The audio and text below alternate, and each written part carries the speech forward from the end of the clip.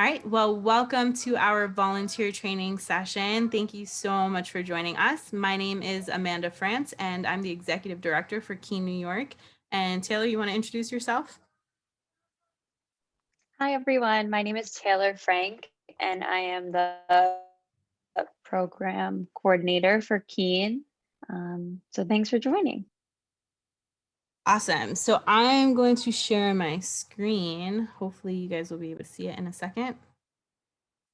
Can you give me a thumbs up if my screen is visible? Cool. Okay, awesome. So I'm going to make this bigger. So we're kind of going to go through just a presentation tonight, and hopefully this will help you all kind of understand who we are if you have not volunteered with us before, and also help you understand how to get involved with us. So this is our agenda tonight. We'll do an icebreaker. We'll talk a little bit about Keene, New York and what our virtual programming looks like right now. We'll talk about who our Keene athletes are, our volunteer expectations, the technology responsibilities that we're going to be asking of volunteers, and then next steps for how to get involved. And then we will have a time for you to ask any questions. And if you're like me and you forget questions, feel free to type them in the chat box and we can always go back to them after. So for our icebreaker, we actually have a pretty small group right now. So I am actually going to stop sharing for a second, and I'm going to ask you all to, if you are willing to unmute and say your name and share a fun fact about yourself. So we can start with Ellen. Hi, my name is Ellen. I recently moved to New York from San Francisco, where I lived for 3 years. And I am actually originally from Nova Scotia, which a lot of people don't know where that's from. So if you don't, it's on the eastern coast of Canada above Maine. And it is not an island, it's a peninsula. Awesome. Were you involved with San Francisco? I was, yeah. Okay, awesome. Cool. We love when we have transfers, so to speak. So thanks so much for joining us. Heather? Yeah.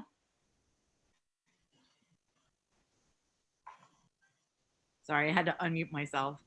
My name is Heather, and I don't know. Fun fact.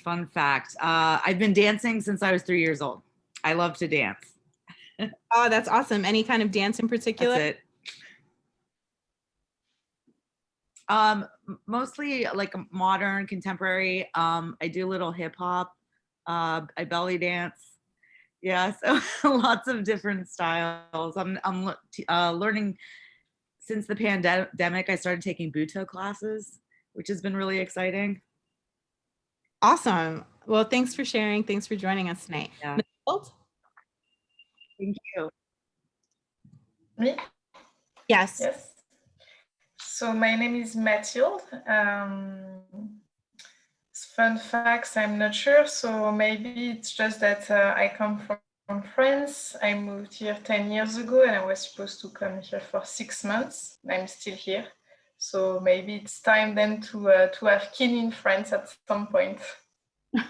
Awesome. Well, thank you so much for joining us. Kelly? Hi, I'm Kelly. I don't really know a fun fact. I design kids' clothing, which is kind of fun.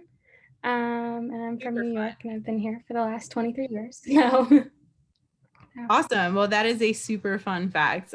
Thanks so much for sharing. JB? I'm JB. Fun fact, I lived in Germany before I moved to Florida, and now I'm here in New York. Ah, cool. Traveler. Awesome. Thanks so much. Sue, do you want to just say your name and a fun fact?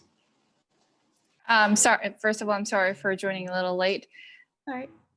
My name is Sue. Nice to meet you all. Fun fact. I'm a cat owner. I'm a yoga instructor. I used to be an accountant and I didn't like it, so I decided to become a yoga instructor. Wow, that is quite a transition. Awesome. Thank you so much for sharing with us. And I don't want to mess up your name. So is it Shanae or Shani? Oh, you got it right the first time. Shanae, Shanae. okay. Yeah. I'll turn my video on. Sorry, I don't have a great background. But None of it. We do. fun I don't. fact, I should so say my I name is Shanae. I live in New York. Fun fact about me, my name is actually misspelled, but I was named after a ballet step. It's a turn. My mother was a professional ballet dancer and I used to dance professionally, and now I am applying to medical school. And I was doing Keen Fitness, like the one-on-one training with the kids before the pandemic, and I had a blast and I really miss those Saturdays. So We definitely do that's too, it. but thanks so much. Awesome. All right, so we can reshare the slides then. Taylor, are you gonna share? Awesome.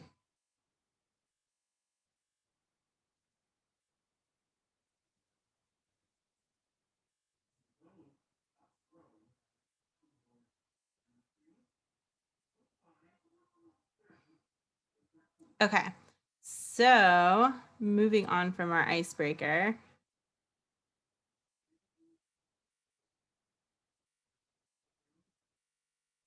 Cool. So just a little background on Keen for, I know some of you have volunteered with us, but others have not volunteered with us yet. So we are actually a national nonprofit organization. We have 7 affiliates across the country. Keen New York has been around since 2008. And our mission is right here on the slide. It's to empower youth with disabilities by providing free, non-competitive, one-to-one programs of exercise, fitness, and fun led by volunteer coaches. And really our focus with the one-to-one programs was a really big aspect of what we did during our in-person sessions. You will see as we start to talk about our virtual programs that has changed a little bit, but we are really working hard even during this time while we're all online to stay true to providing programs of exercise, fitness, and fun. And we are still running all of our programs through our volunteer coaches. So this is part of the reason that we are doing this session tonight, because we are looking to have more volunteers join our sessions and also share creative ideas for the types of programs that we might be able to offer online to the kids that we're working with. And the great thing is that even during this pandemic, we have still continued to offer all of our programs for free to the children and the families.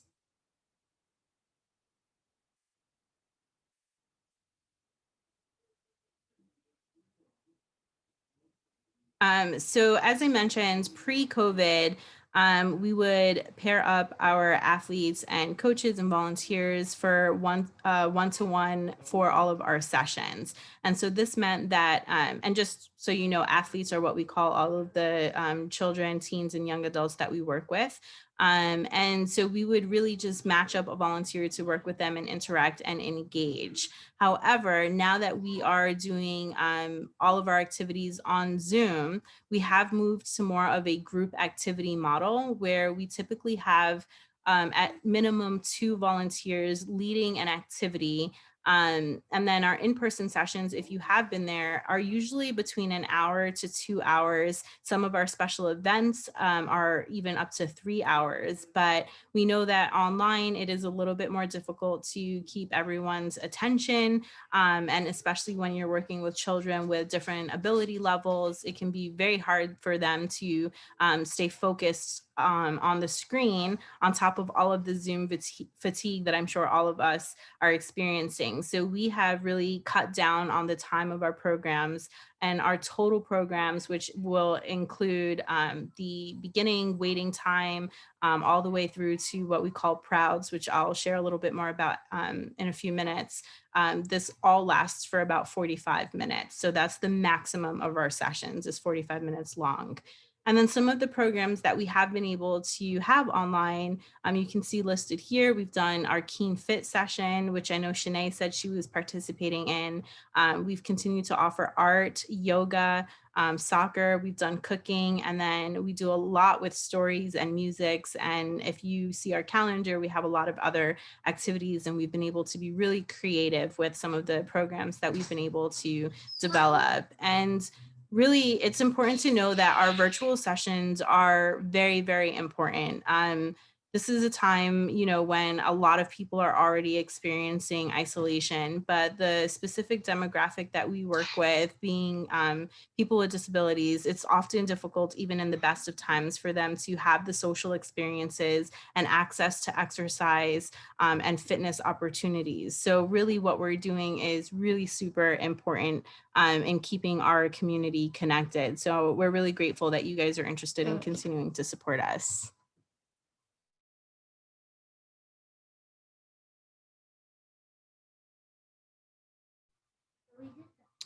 So our Keen athletes, like I mentioned, are what we call our participants.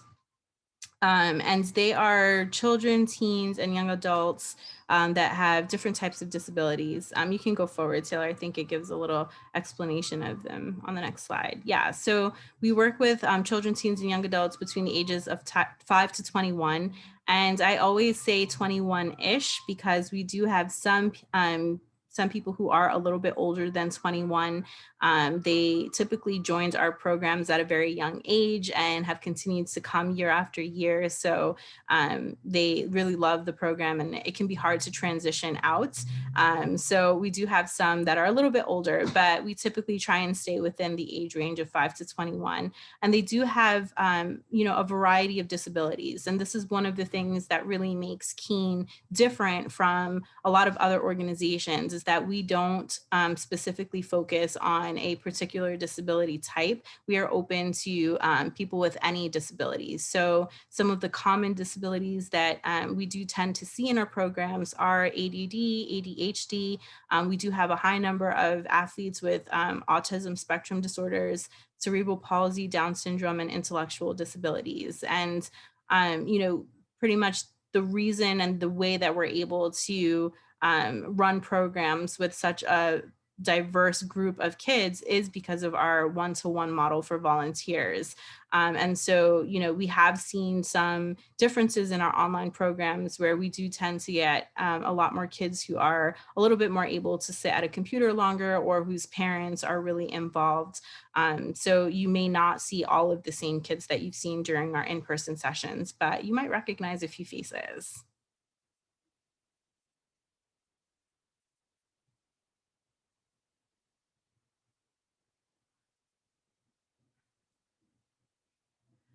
So just to kind of focus in on our purpose and kind of the way we were able to transition and pivot to these online programs, is that while our programs are really about getting the children and the athletes active and really with a focus on fitness and health, our real main goal is about empowerment. And I would say that this time of being isolated and having to get creative has really allowed us to zone in on this idea of empowering the kids. And so just thinking about what it means to empower, it's the act or action of empowering someone or something, or the granting of the power, right, or authority to perform various acts or duties. And so really our main goal, especially with our virtual programs, is to just empower the kids, to give them the ability to have an outlet, to have time for themselves, to be able to continue taking care of both their physical and their mental health,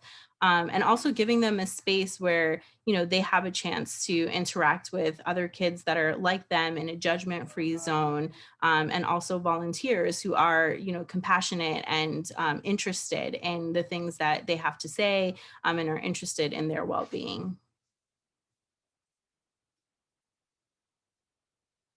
So we will move into the expectations. You can go to the next slide. So So really, I would say that the expectations of our volunteers online are very similar to what we ask of volunteers coming in person. So it's about empowering all of our athletes. And the reason that all is in caps and bolded and underlines is because it can be challenging. Even in our in-person sessions, we do have some athletes that are a little more challenging to engage, or to really find out what gets them ticking and what excites them or what will get them to participate. And online, it can be even more of a challenge when you have an athlete who is nonverbal, or you have an athlete who maybe is struggling with following along. So it's really about finding ways to empower all of the athletes and making sure that we are not just focusing on the athletes that may be easier to talk to or maybe easier to engage with, but making sure that we're reaching out to those who we may typically have a more difficult time reaching. And some of the ways that we do that are through words of encouragement. And, I think as adults, we tend to be like, oh, we don't really need that much encouragement, but we all do. We love encouragement, and our kids really, really love encouragement. So whether it's through the chat box or whether it's through talking, on the mic, really just giving them encouragement is really important, and will help them to be more engaged. And then obviously, coming in with a positive attitude, we want people who want to be on the sessions to be there. So even if you're not the person leading the activity, maybe you're just a support person, really just giving it your all. If you're doing yoga, make those movements really big. If you're dancing, don't worry about who's around you. Be the goofiest, happiest dancer. It's really about putting out the energy. And almost a performance for them. They need to see that you're really into it and that you just have a positive attitude about being there. The same with smiling faces and high energy. And I really want to note high energy because when we're in person and we're pairing up our volunteers, a lot of times we'll ask a volunteer, what is your energy level? And if you're kind of a little more low key, we will try to pair you up with one of our kids who's a little more low key. But online, especially because we're not doing that one-to-one, it's important to kind of have at least the highest energy that you can have, so that the kids can see that you're excited, and they'll see this in your smile, they'll see this in your body language. So it's just really important to remember that you're not having a lot of the typical nonverbal communication that you would have in person, where they can sense your positive energy and your high energy. So it's important to be able to express that in a stronger way when you're online, so that the kids can really get into what we're doing. And then we're also going to be, asking volunteers to be prepared to lead an activity of your own. Really, you should see this as an opportunity to get creative. Some of you have mentioned some of the things that you do already, like dance and yoga and fitness. Those are all things that, do translate pretty well into an online opportunity. So, if you love to dance or do a certain type of dance and you want to show our kids how to do it, let's definitely connect. We want to make sure that we're offering a variety of activities that the kids can be interested in and that you're passionate about leading. And then maybe you're not as into being the leader, but you want to kind of cover for someone. Maybe it's more on the back end, which we'll talk a little bit more about the technology side of things. But we do have opportunities where if you're not someone who likes to be on camera or the person, really doing the talking, we have some opportunities that are a little more, I guess, behind the scenes, but are still really crucial to allowing us to offer these online programs.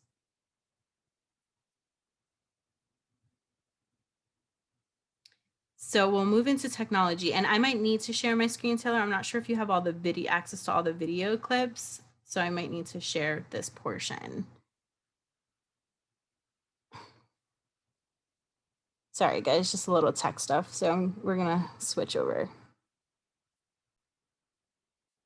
I'm gonna click through these.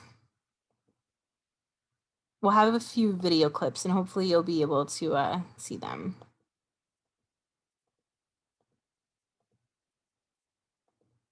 Okay, so for the technology component, we pretty much say that you can be on any device that you'd like other than a Chromebook. We have noticed that there are some issues with Zoom and not being able to access all of the functions and things like that on a Chromebook. But if you want to be on your cell phone or a tablet or, you know, a computer, I personally prefer to have the laptop, but, you know, whatever you're more comfortable with, you're welcome to sign on through that for our sessions. We will always pair our volunteers with a Keen coach. And I guess this is a good time to maybe explain what a Keen coach is. So we have a group of volunteers that we call our coaches committee. And if you have volunteered at our in-person sessions before, then you've definitely seen a coach.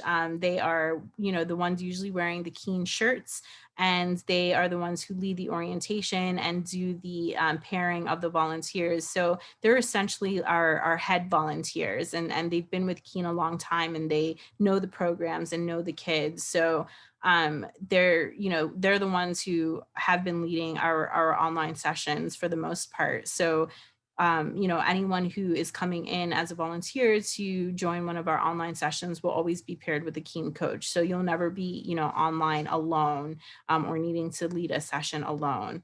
And we always have a minimum of 2 leaders per session, whether it's one of us, myself or Taylor, with you, or whether it's a coach and you. There's always at least 2 people, and sometimes we actually have more than 2 coaches on, so you're never alone.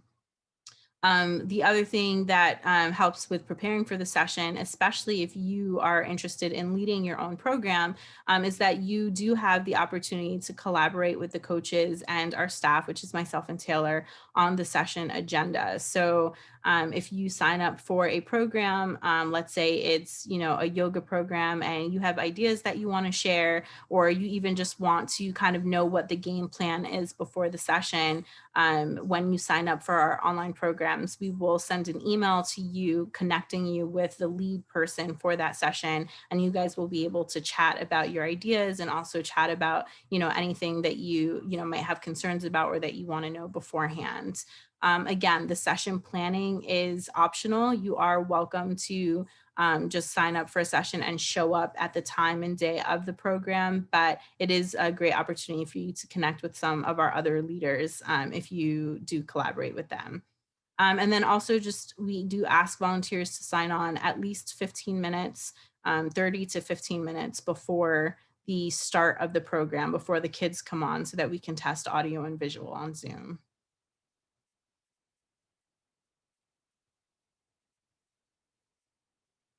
So hopefully this video is going to come up.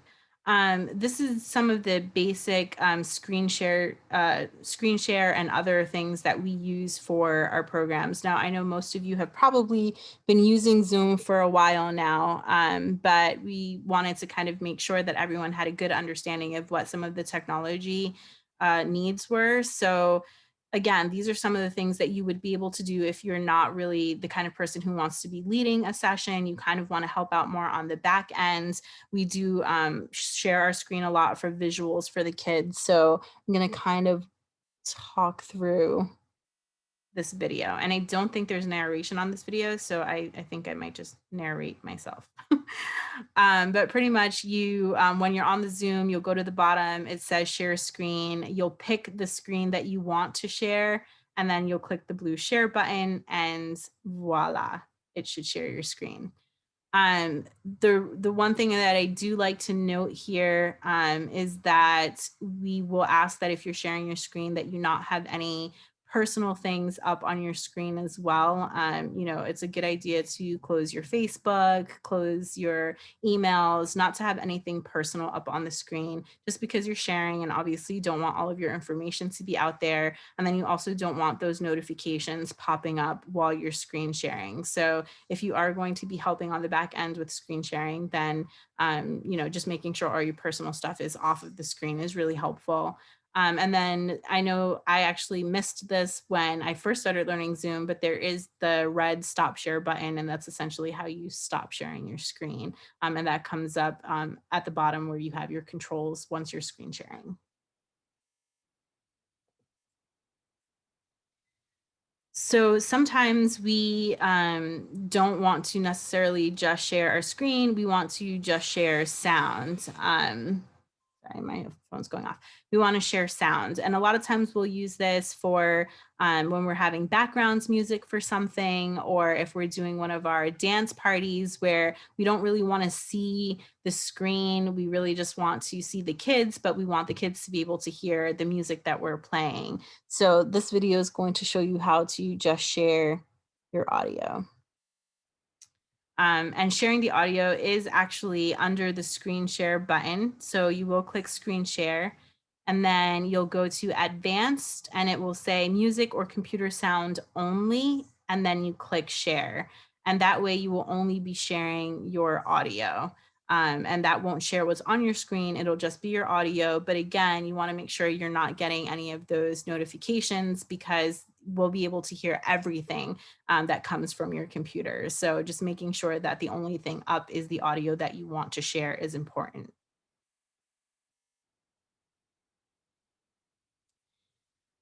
And then spotlighting is something that we've actually just started using. If you're not familiar with spotlighting, it essentially makes the person who's speaking or who you want to focus on the main big video on the screen. It takes you out of gallery mode, which is where you can see all the little people like this view here. But to spotlight, you essentially will go to the person that you want to spotlight. You'll go onto their screen and you should see 3 dots come up and spotlight video. And you'll see here where it just makes them bigger. And then you can always cancel the spotlight video by going back to their box, or it'll come up on the main screen where it'll say stop spotlight. We use this typically when we're having performances. So if we have someone who's putting on a show for the kids, we will use the spotlight. Other than that, we often just keep it in gallery mode. There are times where we might spotlight the kids for something like during our Proud Circle, which again, I'll explain in a little bit what that is, but it's good to know just how to spotlight and how to make that video bigger.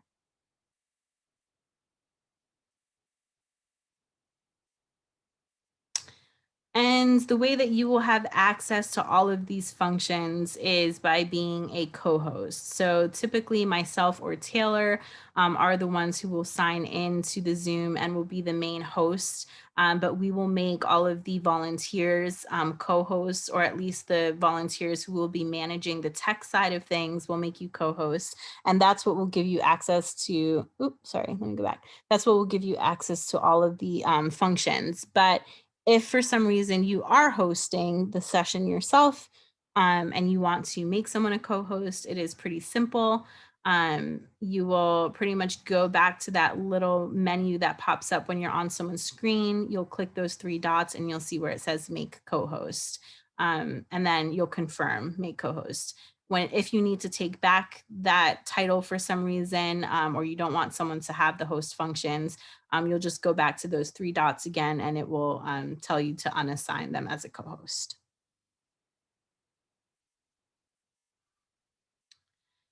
So during the session, now that you've kind of learned a lot of the kind of tech things that we use, some of the things that we ask volunteers to be responsible for, especially as co-hosts, is to admit all of the athletes from the waiting room.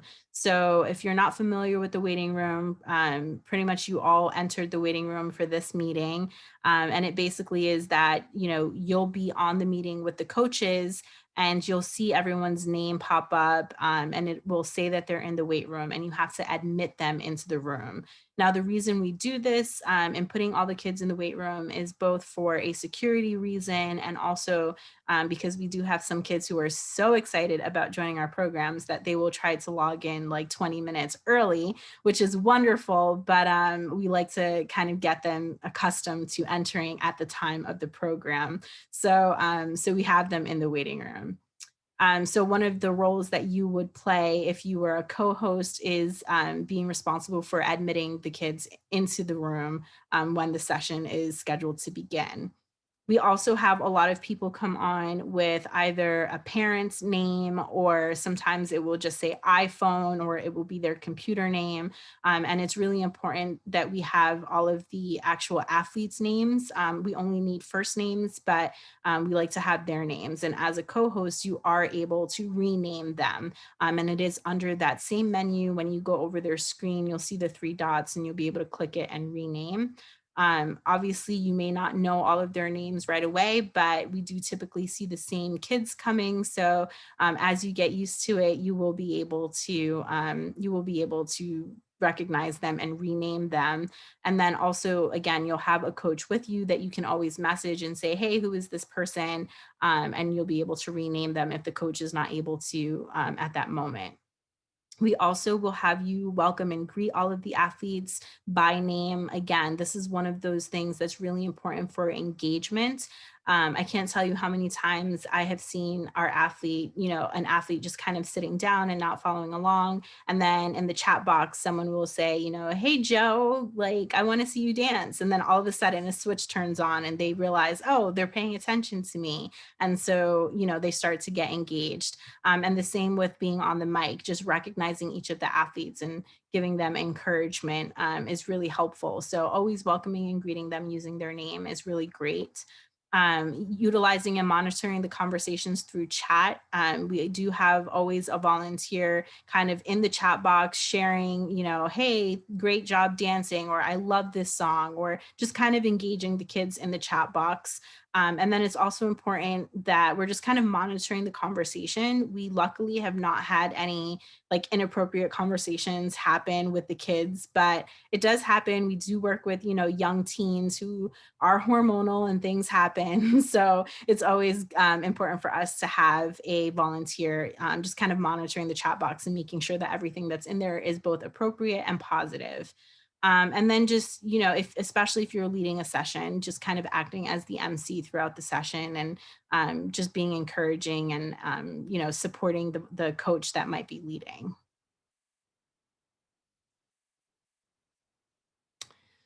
So we do typically follow what we call the Zoom room formula for all of our sessions.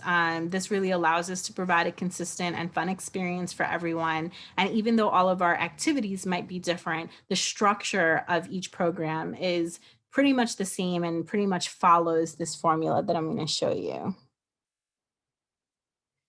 So this is the secret sauce of the program. Pretty much we spend the first 5 minutes waiting for everyone to join, kind of like we did with this session. And as they're coming in, and actually as you're admitting them in from the weight room, we're, changing their names if needed and welcoming them by name, asking them how they're doing and, making sure they have water and that they're ready for the session. Then we do ask each volunteer to introduce themselves and share a fun fact. You guys all shared really great fun facts, and our kids love facts. We have one boy who really loves all things nonfiction and he remembers things. So definitely having a fun fact is great. The session program itself usually lasts between 30 to 40 minutes. And by session program, I mean the actual activity, whether it be art or yoga or dance. It's typically about 30 minutes long. And then we use the last few minutes for Proud Circle.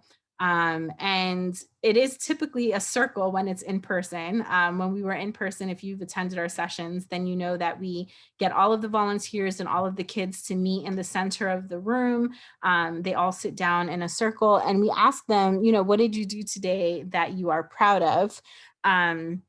It is different, obviously, online. We do still call it Proud Circle for consistency. But what we do is we actually will call out each of the athletes by name, kind of like I did with you guys for the introduction. We'll say hello to them.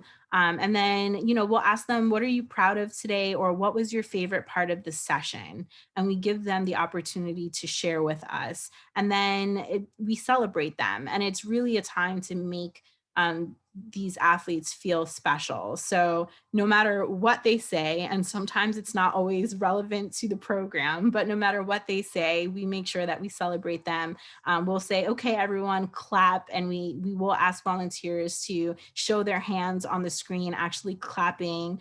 And then you will see that a lot of the other kids will clap for each other too, which is really wonderful. But, you know, Prouds is really just a time for them to be able to reflect, to have a little bit of conversation. And it's really great for those athletes who may not necessarily engage with the session. We do have some who just kind of watch the program, but this still gives them an opportunity to be engaged in some way. And so I would say, of everything, Prouds is probably the most important part of the program. You know, we could literally be doing any activity, but when we get to Prouds and we're engaging each of them and allowing them that space to share, it's really one of the most important parts of our online program. So definitely want to make sure that, you know, you're engaging with the kids at the end. So I mentioned a little bit about security. So let's kind of talk about some like red flags or things to be on the lookout for. If you are kind of on the back end and you've been assigned the role of letting people in from the weight room and kind of managing the tech side of things, then when you see people in the weight room and you see someone who has no name or just an email on screen, as an example, you know, I mentioned iPhone or just some letters and numbers, you want to kind of take note of that. And then you'll want to, we do have coaches, like I said, with you. So you can private message a coach. You're able to private message on Zoom. In the chat room, you can actually click the button that says everyone, and you'll be able to select an individual person. You can, you know, private message the coach and just say, hey, do you recognize, you know, iPhone? Like, do you know who just comes in as iPhone? Or do you know who comes in as, you know, whoever? And you know, when that person is admitted into the room, if they don't have their video on, you can ask them to turn their video on, even if it's just for a second, so that you can see who they are. If they don't turn their video on, you can ask them, you know, who they are, and just ask them verbally, like, hey, what's your name? You know, iPhone, what's your name? Really, the point to all of this is that we need to know who everyone is that's in the room. Now, we don't require that the kids are on camera for the whole session. We do have some families that, because we record our sessions, we have some families who prefer not to be on camera, and we totally respect that. But it is important that, you know, even if they're not on camera, that they've been able to identify themselves. So that's really the key here. And this kind of comes out of you know, the whole like Zoom room bombing stuff and people hacking into sessions. You know, all of our sessions are private and do have, you know, a password, and we haven't had this issue, but we like to kind of have a plan to prevent anything, or just to be ready in case. So this is basically what our protocol is. You know, everyone will start off in the weight room. You'll notice any unfamiliar names. If you see an unfamiliar name, you can try to confirm with one of the other coaches to see if they recognize the name. If not, then it's a good idea to just try to verbally ask them who they are. If you don't get a response from asking them, you know, what their name is, you can encourage them to turn their camera on. There is, again, in that menu, when you click on the little blue dot, the blue 3 dots, there is an option for you to ask a user to turn their camera on if it's off. So you can click that button and it will prompt them to turn their camera on. If you still are not getting a response, they haven't turned on their camera, they're not responding to your verbal prompts, then you can send them a private message and just ask them, you know, who they are, what's your name. And really, if that's not working, our final attempt to kind of figure out who they are is to bring them into a breakout room to try and just connect with them individually and see if we can figure out who they are. Ultimately, if you have someone who is totally unfamiliar and you've been unable to confirm their identity, then we just put them back into the waiting room. So essentially, no one who is participating in the program should be there unless you know who they are. So this is an example. You'll see at the bottom that someone's coming in, Alir 2008. So they're coming into the waiting room. And then this is a kind of a conversation that initially happened with How About Aaliyah 2008. That was one of the coaches to another coach just trying to figure out who they are. When they weren't able to figure out who they are, they directly messaged that person just saying, hello, can I have your name? They didn't respond. Can you turn your video on for just a quick sec? They didn't respond. Then you would pull them into a breakout room to try to, you know, figure out who they are. And if you can't, then you'll move them back into the waiting room. So ways to help an athlete. Well, let me just stop there and also just say that, again, this isn't something that like we've had issues with. We typically know everyone who's coming on. We only send the link out to families who have registered. So really, if you know, we really haven't had this issue. So I don't want to scare you guys and have you think that, you know, we have all these hackers joining our sessions. That's not the case. That's really just a safety precaution, just to be sure. So, and moving on to ways to help an athlete, you know, when we're in person, sometimes, you know, due to the nature of some of our athletes' disabilities, they do have what we call meltdowns. You know, we have one athlete who sometimes will join the session and he's crying, and he's not really upset about anything. Nothing bad has actually happened, but just sometimes the emotion is overwhelming for him and he may come on crying. So these are some things that you can do to offer support to an athlete who might be distressed or who you notice really having a hard time. Sometimes just words of encouragement are really helpful, whether it be in the chat box or on the mic. You'll see throughout our sessions that we are constantly, you know, trying to be encouraging to people. Then the next step would be to send them a private message. So just saying, you know, hey, I'm just checking in. You seem really sad. Are you okay? You know, just checking in with them through private message. And then finally, if you see that an athlete is really distressed and they're not responding to private message and they're not calming down, then we would utilize the breakout room, which is where you and the athlete would be in a separate Zoom room, and you would have a chance to just kind of talk to them one-on-one to make sure that they're okay. It is important to understand that, one, we don't really do this very often. I can't think of a time that we've had to pull an athlete out of a session. But also, can you guys still hear me? I'm not sure if I'm on or not. I might be frozen. No, we can hear you. Okay, you can hear me. Okay, cool. I wasn't sure if I froze. So we don't use this often, and it's important to know that we don't use the breakout room as a reward. So what we don't want is for the athletes to kind of be having this like cry out for this one-to-one attention where you're constantly having to pull them into a breakout room. So really the breakout room should kind of be the last resort. And then it should also be just a very quick check-in just to get them to calm down and settle down. Again, this isn't something we've had to do, and our coaches who've been with Keen, you know, for a long time would probably be the ones to do this if needed. But if you did notice that an athlete was distressed, you can always, you know, shoot a message to the coach and just say, hey, I noticed so-and-so is upset. Maybe you want to check in on them. So this last video, because we've been talking about breakout rooms, is just to show you how to actually use the breakout rooms on Zoom in case you haven't. This is a function, again, that you will only have if you are a host or co-host of one of our sessions. Hopefully it plays.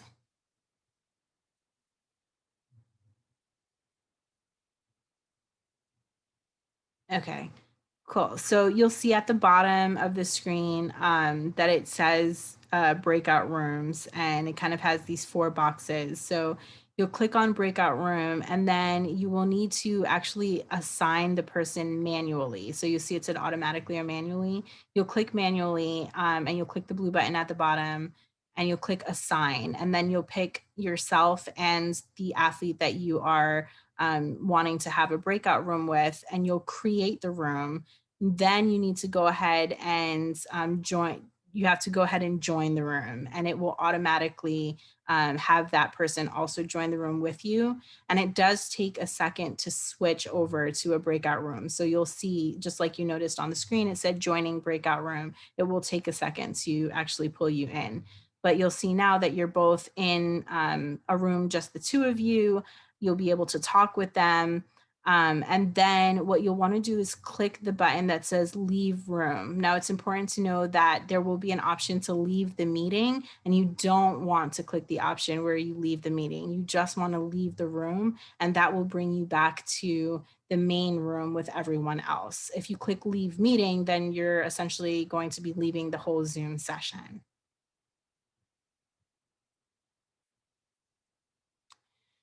So next steps for how to get involved with us, we have our calendar up on our website, which is keennewyork.org. And if you go to the programs tab, you should see current schedule, and you'll see a calendar posted with our upcoming sessions. Right now we have all of our programs posted through October. And then probably within the next week or so, we will have our November calendar posted as well. And so if you're interested in joining any of those programs, or you want more information about the programs, you can you take a screenshot of this, but it's also on our website. So you can email info@keennewyork.org and just let us know that you would like to participate in one of the upcoming sessions, or that you want more information on the upcoming session. We are also, like I said, looking to bring in more volunteers. So if you are part of an organization, whether it's a school or your office, or just a fun group, maybe it's your birthday and you want to celebrate your birthday at Keene with the kids, and you're interested in bringing a group or your organization, definitely reach out to us. We'd love to, try and get as many of you on to our sessions as possible. And this is our shameless plug for social media. We do have our calendar of events on our website, but we do also post a lot of information on our website as well. So on Facebook, sorry, on our social media. So you can always go to our Facebook page and kind of see what's happening, or our Instagram. We post a lot of pictures of the kids or events that have happened, or any special events like fundraisers or brand awareness events that we have happening. And then we do have a YouTube channel. So if you go to YouTube and you look up Keene, New York, and you spell out New York entirely, you will see our YouTube channel where we have a lot of our sessions recorded. And I do strongly encourage you, before you join one of our sessions, or if you're curious about our sessions and how they run, I do strongly encourage you to watch one of the videos, even if you only watch part of it, just to get a sense of how our Zoom sessions are running. So we have a lot of those programs up on our YouTube channel. So definitely want to check those out. And I will stop sharing now so that I can answer any questions that you guys might have. So you can feel free to unmute, or if you prefer to share in the chat box, that's fine as well.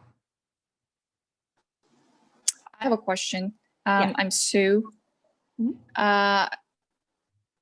Before I lead or participate or volunteer for any of those activities, is it okay to sign up for one of the existing events and see how it goes, how it usually happens, and see if I will be capable of doing it?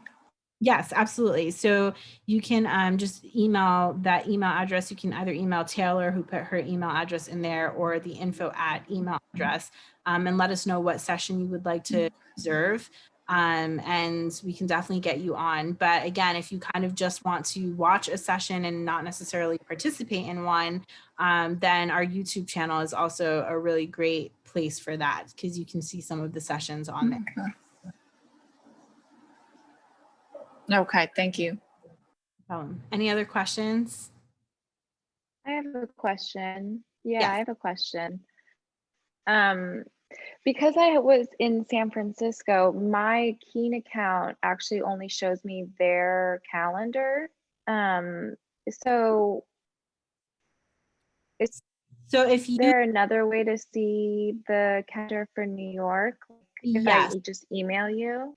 So there's kind of two different systems. So what you're talking about is probably how you sign up for sessions when you log into the database and you can see their events. But if you go to keennewyork.org, we actually have our calendar posted on our website. And then you just us the session that you want to participate in based on that calendar. And then we will have your application. If you email me, Ellen, because I probably won't remember tomorrow morning, but if you email me, we can actually have your application transferred to New York so that when you log in, you will Yeah. be logging into the New York account. Okay. Thank you.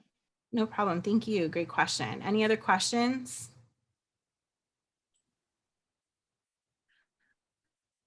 I just have a quick question. So I just want to make sure I understood. We are not signing up for the sessions through the website anymore. We're going to go through the email and then going to get the calendar through you guys, and then we'll confirm which dates. That's Correct. correct. Yes. So you'll go onto our website, keynewyork.org. You'll look under the programs tab, which is where we'll have the calendar posted, and you'll see all of the events that we have coming up. And then you can just email us letting us know which sessions and dates you want to participate in, and we'll get you all set up and connected to the coaches who are leading those sessions. Thank you so much. No problem. Anyone else?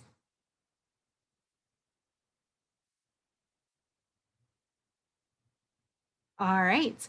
Well, if you do come up with a question, or maybe you're just shy and don't really want to ask questions in a group, you can always feel free to email us. We're happy to, answer questions later as well if anything comes up.